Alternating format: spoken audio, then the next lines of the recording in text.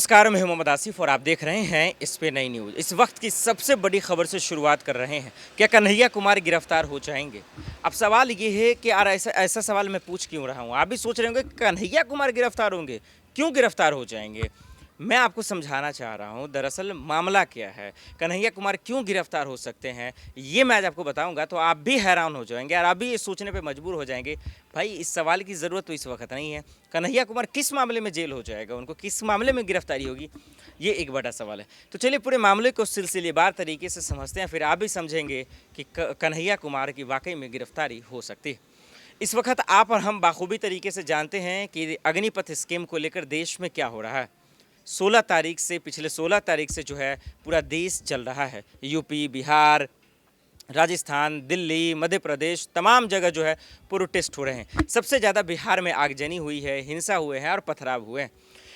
Students की क्या कहना है ये तो मैं बताऊंगा। उसके बाद जो राजनीति एंगल हुई है, इस पर राजनीति हुई है, कन्हैया कुमार ने क्या कहा और उसके पलटवार में फिल्म मेकर जो फिल्म बनाने वाले लोग हैं अशोक पंडित, वो क्या कह रहे हैं कन्हैया कुमार को, ये मैं आपको बताऊंगा। तब आप समझ में आ जाएगा कि दरअसल कन्हैया की गिरफ्तारी की मांग सोशल मीडिया पर क्यों उठ रही है, कन्हैया के किस बयान की चर्चा हो रही है, कन्हैया की आखिर क्यों इतना जो है शोर मचा हुआ है।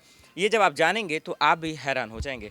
चलिए आप दर्शकों को पहले बताते हैं कि दरअसल मोदी सरकार ने नौजवानों के लिए जो है एक अग्निपथ स्कीम लाई है, जिसमें अगर आसान भाषाओं में अगर हम आपको समझाने की कोशिश करें तो आसान भाषा में यही है कि 4 साल की उसमें नौकरी है। बाकी बहुत सारे पेच हुए हैं, संशोधन हुए हैं, 10% आरक्षण की बात हुई, आयु सीमा बढ़ाई गई, ये तमाम चीज़ें हैं। लेकिन इसमें आप खुद ही कंफ्यूज हो जाएंगे क्योंकि सरकार की चक्रव्यूह इतना खतरनाक है ना, और उससे भी खतरनाक गोदी मीडिया के जो है समझाने के तरीके, उस भोलेपन से आप फंस जाएंगे। और यही भोलापन 3 नए कृषि कानून और जो है हम सब ने देखा था कि किस तरीके से जो है नोटबंदी के टाइम पे हुआ था, जो तमाम तरीके से फेल रहे।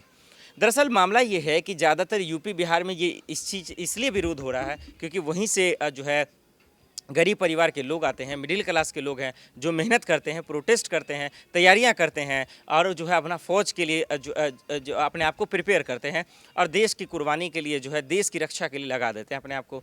लेकिन अब उनका ये कहना है 16 तारीख के बाद जो प्रोटेस्ट कर रहे हैं स्टूडेंट्स की, दरअसल हमारी बात को सुनी नहीं जा रही है।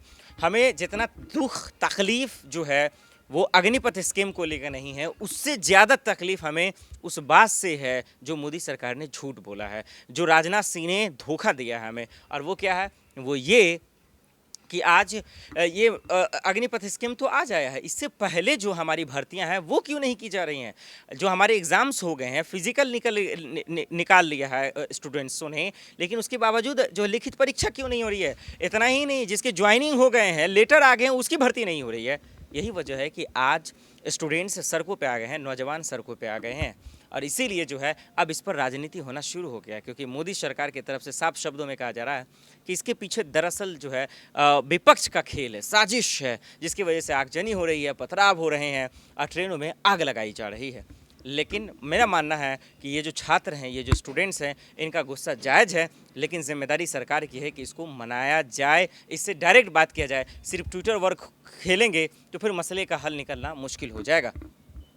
अब आपको बात करते हैं कि नेताओं का रिएक्शन क्या आने लगा और क्यों जो है इतना तहलका मचने लगा, क्यों कन्हैया कुमार की गिरफ्तारी की बात होने लगी। और आखिर में मैं आपको एक बात बताऊंगा जो आपको याद रखना बेहद ज़रूरी है, जो वो कौन सी बातें हैं। सबसे पहले कन्हैया कुमार की बात करते हैं। देखिए अपने अपने नेता तो बयान दे ही रहे हैं कि अग्निपथ स्कीम जो है बेहद ही खौफनाक है, भयावह है, स्टूडेंट्स का करियर ख़राब हो जाएगा, तमाम चीज़ें।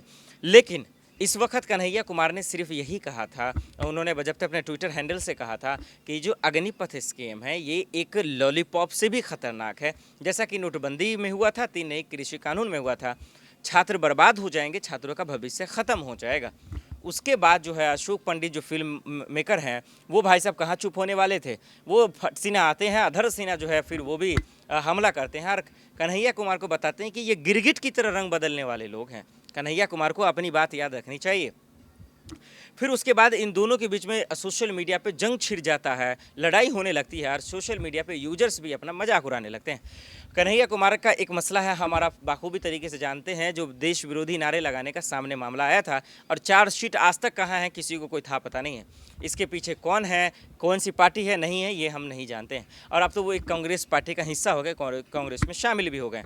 सवाल यही है और इसी को लेकर हो रहा है कि कन्हैया कुमार तो खुद ही देश विरोधी नारे लगा रहे थे। कन्हैया कुमार हालांकि लगातार कहते रहे हैं अगर मैं दोषी हूँ, अगर कोर्ट हमें सज़ा देती है फिर हमें जेल जाने में क्या बुराई है, हमें कोई एतराज़ नहीं है। यहाँ पे मैं दर्शकों को इत्तला कर दूँ कि आज बीजेपी जिस पे देशद्रोह का मुकदमा दर्ज करती है, जिस पे ये आरोप लगाती है, कई ऐसे नेता जो उनमें शामिल भी हो गए हैं। उनमें से एक जो है हार्दिक पटेल है, उन पर भी देशद्रोह का आरोप लगा था, जेल भी रह कर आए हैं 9 महीने तक। और उसके बाद हमने देखा कि अभी चुनाव से ठीक पहले बीजेपी का दामन थाम लिए हैं।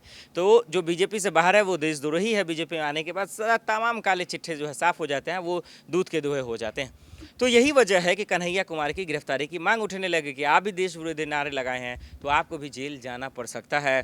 और जो उनका मामला है 2016 के आसपास का, यही वजह है कि कन्हैया कुमार की गिरफ्तारी की मांग उठने लगी। सोशल मीडिया पे लोग जो है इस तरह के बयान देने लगे और गिरगिट की तरह रंग बदलने वाले कहने लगे। अशोक पंडित जैसे नेता, कन्हैया कुमार ने अग्निपथ स्कीम को लेकर बयान दिया था। बहरहाल ये तो सोशल मीडिया पे हो रहा है। अब ये तो जब चार्जशीट फाइल होगा, जब कोर्ट जो है की तरफ से फैसला आएगा, तभी जो है क्या होगा नहीं होगा ये हमारा बाकी तरीके से जानते हैं। और ऐसे सोशल मीडिया पे लोग कह रहे हैं। बहरहाल इन सब के बीच में सबसे बड़ी बात अब जो जानना और बेहद ज़रूरी है समझना उन दर्शकों के लिए, और वो ये है कि हम जानते हैं कि पिछले जो है नुपुर शर्मा, ज्ञान वापी तमाम चीज़ों को लेकर जो प्रोटेस्ट हुए और उसमें भी नौजवान पथराव कर रहे थे, आगजनी कर रहे थे, सरकारी संपत्ति को जो है नुकसान पहुंचा रहे थे। लेकिन उन्हीं युवाओं को ये जो सरकार है, ये पुलिस प्रशासन है, किस तरीके से कार्रवाई कर रही थी, किस तरीके से उन पर व्यवहार कर रही थी, ये हम सबसे दूर नहीं हैं। इस बात को याद रखना चाहिए। हिंदुस्तान सबका है और हिंदुस्तान के ही सब बच्चे हैं।